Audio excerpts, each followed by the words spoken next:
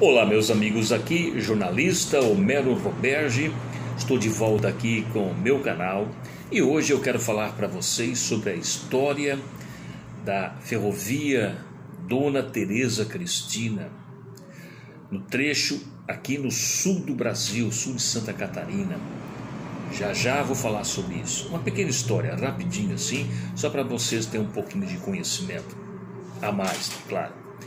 Pessoal, mas antes peço a vocês que se inscrevam aí no meu canal, deixe o seu like, compartilhe com seus amigos, faça parte aí da grande família Homero Roberge. Os pessoal estão chegando, devagarinho, mas estão chegando. Vamos chegar às 2.000 inscrições. É o nosso objetivo agora, chegar a 2.000 inscrições, alavancando esse canal aí que fala da história da nossa região aqui do sul de Santa Catarina, é o sul do Brasil, enfim. Vejam bem, pessoal, para mim falar sobre a história da ferrovia aqui na região, a grande ferrovia Dona Teresa Cristina, a nossa imperatriz, em homenagem à esposa de Dom Pedro II, foi colocado a ferrovia Dona Teresa Cristina Corporation, que era uma parceria com os ingleses. Quem construiu a nossa ferrovia foram os ingleses. Vejam bem, nós temos uma extensão de 164 quilômetros, que vai do Porto de Imbituba à região carbonífera, ali Criciúma, Aralu Miller. Então são 164 quilômetros. E como é que tudo aconteceu? Para falar da história da ferrovia, eu tenho que falar um pouquinho da história do carvão mineral. Foi o carvão mineral que trouxe a ferrovia. Por quê? Lá pelos idos de 1830, os tropeiros eles desciam da Serra do Rio do Rastro, desciam de Laje, São Joaquim, aquela região, eles desciam a serra em direção ao sul, aqui em direção ao norte, né, em direção ao litoral, onde tinha o Rio Tubarão. Ali eles, já bem aqui embaixo, na cidade de Tubarão, eles trocavam mercadorias que vinham de Laguna de Canoas. Mercadoria chegava ali no porto do Rio Tubarão. Ali eles faziam troca de mercadorias, traziam de lá charque, couro, e maçãs, pinhão, utensílios que eram normalmente do alto da serra. E trocavam querosene, trocavam vela, farinha de mandioca, havia uma troca. E num determinado tempo, ali por volta de 1830, na descida já embaixo da serra, em Lauro Miller, numa localidade chamada Passo 2, os tropeiros fizeram um acampamento ali para descansar os cavalos. Eles juntaram as pedras que estavam por ali para colocar a panela em cima. Atearam fogo na lenha e quando eles perceberam, ficaram até um pouco assustados, aquelas pedras que eles tinham juntado ali, inclusive tinha pedra preta, que era o carvão mineral, eles não conheciam. Aquelas pedras se incendiaram, começaram a pegar fogo junto com a lenha. Eles ficaram assustados, e mais assustados ainda eles ficaram quando exalou um cheiro de enxofre, porque o carvão mineral ele é rico em enxofre. Exalou um cheiro de enxofre. Naquela época o enxofre era sinônimo de capeta, demônio, diabo. Então eles ficaram totalmente assustados. Mas eles passaram isso para diante e isso foi colhido uma amostra pela província Santa Catarina e mandado ao Império. Dom Pedro II mandou analisar, mandou vir pessoas de fora para analisar. Descobriu-se que aqui no sul tinha carvão mineral. Mas uma grande dificuldade, como se iria tirar esse carvão mineral aqui dessa região e levar para o Rio de Janeiro para ser vendido para a Europa, enfim. Então, o Visconde de Barbacena, o nosso Visconde de Barbacena, o o nosso Felisberto Caldeira, o Visconde de Barbacena, muito conhecido de Dom Pedro II, muito influente na corte, de muitas posses, pediu autorização ao Dom Pedro II para explorar o carvão, para ter a concessão, ter a posse desse carvão mineral e ser explorado. Dom Pedro, então, autorizou e eles construíram, então, foi construída uma ferrovia. O que é que iria fazer essa ferrovia? Eles iam construir a ferrovia da região carbonífera até o porto de Imbituba, daria uma extensão de 164 quilômetros.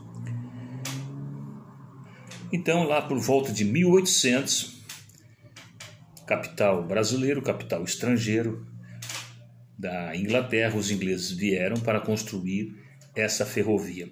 E foi assim uma construção em tempo recorde. Em 4 anos, essa ferrovia, que se chamou-se Estrada de Ferro Dona Teresa Cristina, em homenagem à nossa imperatriz, a esposa do imperador Dom Pedro II.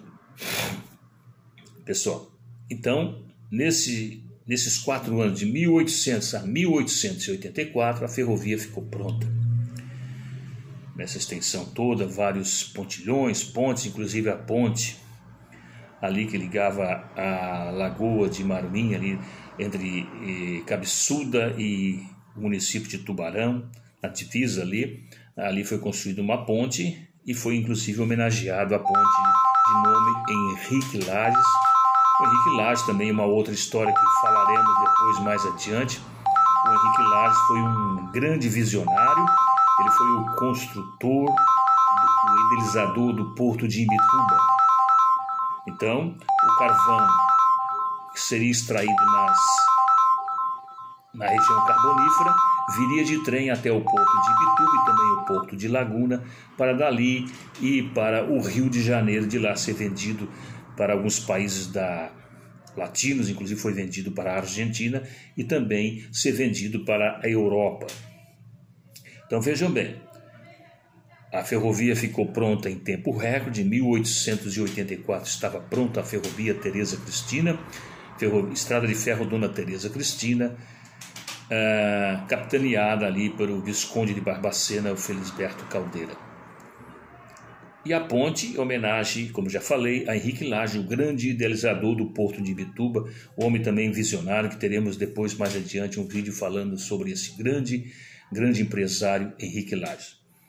Ficando pronta essa ferrovia, começou-se a extrair então o carvão aqui na região sul de Santa Catarina, nessa região de Criciúma, Laumira.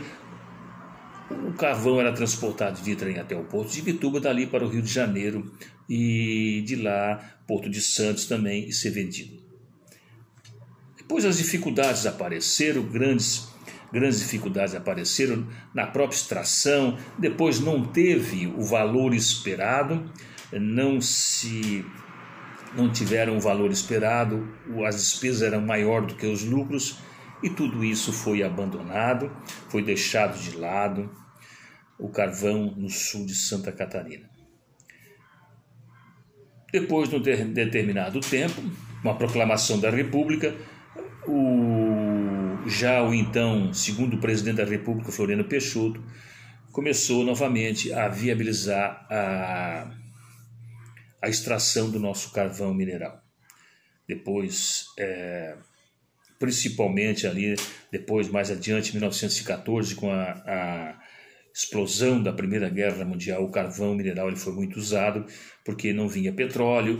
Ali tivemos um grande problema com a vinda do petróleo devido à guerra, então o carvão mineral começou a ser usado como combustível.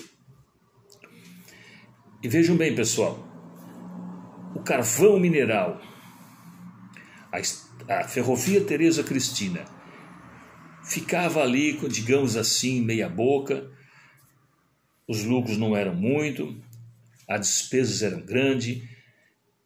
Mais uma vez foi abandonado e devagarinho depois foi se tomando corpo e forma a partir de 1941, com a chegada do então presidente Getúlio Vargas, com a chegada da Companhia Siderúrgica Nacional, uma grande usina de aço no município de Volta Redonda.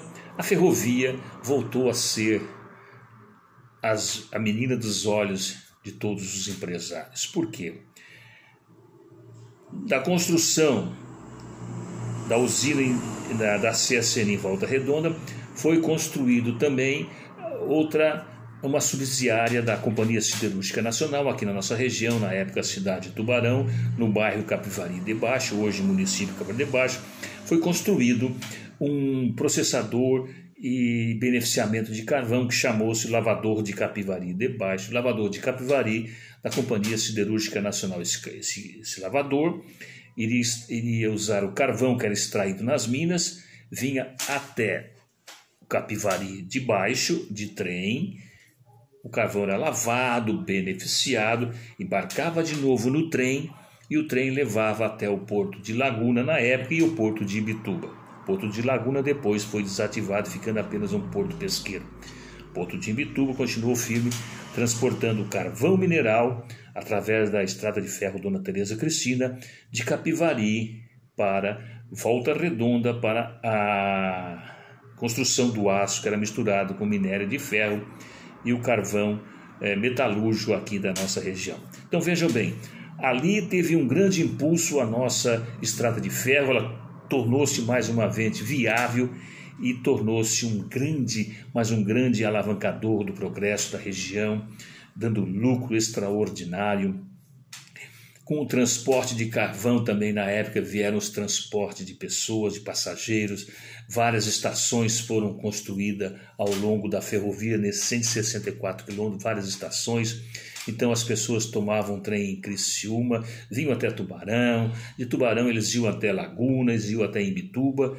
O transporte ferroviário era muito viável, como é viável até hoje. Não entendo por que não se ativa novamente os trens aqui na nossa região.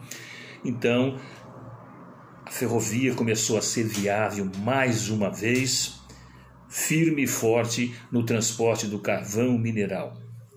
A partir de 1990, tivemos aí o fechamento desse lavador, mais uma vez houve uma queda no transporte ferroviário.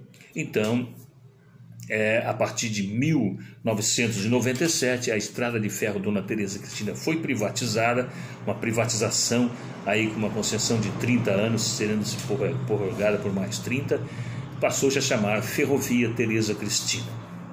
Hoje, a Ferrovia Teresa Cristina faz o transporte de carvão mineral das regiões carboníferas até o município de Capivari de Baixo para a queima das fornalhas da usina termoelétrica Jorge Lacerda.